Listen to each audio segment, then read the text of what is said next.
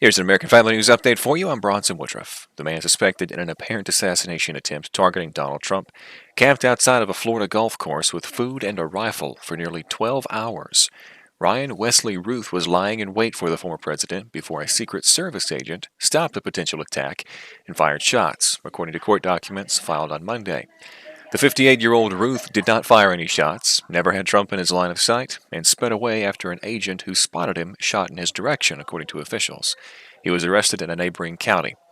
Ruth appeared in federal court in West Palm Beach to face federal firearms charges.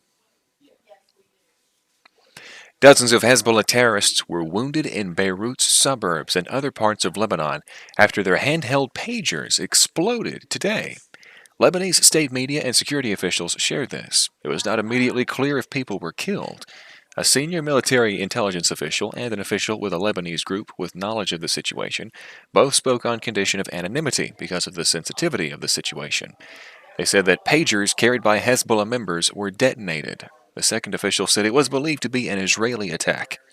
The AP contacted the Israeli military, which declined to comment. Photos and videos from Beirut's southern suburbs, circulating on social media and in local media, showed people lying on the pavement with wounds on their hands or near their pants pockets.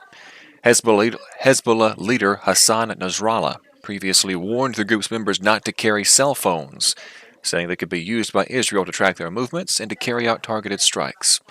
Lebanon's health ministry called on hospitals to be on alert and to take in emergency patients, and for people who own pagers to get away from them. It also asked health workers to avoid using wireless devices. AP photographers at area hospitals said the emergency rooms were overloaded with patients, many of them with injuries to their limbs, some in serious condition. Israeli Prime Minister Benjamin Netanyahu announced Tuesday that an official war goal now is returning residents who were evacuated from Israel's north due to cross-border fighting with Hezbollah. Israeli officials have long said they aim to return the tens of thousands of displaced Israelis to their homes, so it was not immediately clear how the announcement would impact the conduct of the war. But it was a strong indication Israel is prepared to take tougher military action to realize that goal. Visiting White House envoy Amos Hochstein met with Netanyahu and other top officials Monday to try and soothe tensions and avoid the opening of a new front between Israel and Lebanon. Netanyahu told the envoy that Israel will do whatever is necessary to bring home the residents.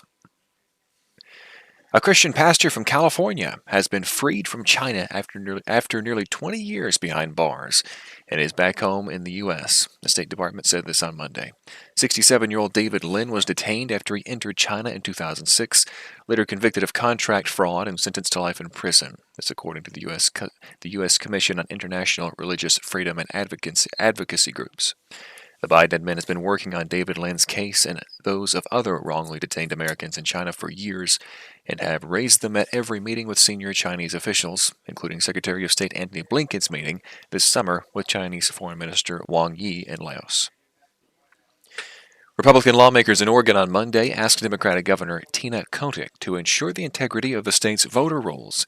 This after reports that some 300 non-citizens have been mistakenly registered as voters since 2021. We're told the mistake occurred in part because Oregon has allowed non-citizens to obtain driver's licenses since 2019, and the state's Driver and Motor Vehicle Services automatically registers most people to vote when they obtain a license or ID.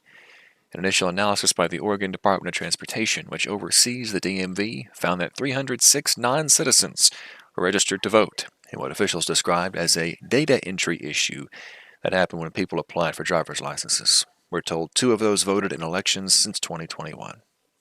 And that's all for this AFN News Update. Thanks for watching. You can also be sure and keep it on AFN.net for much more news from a Christian perspective. I'm Bronson Woodruff.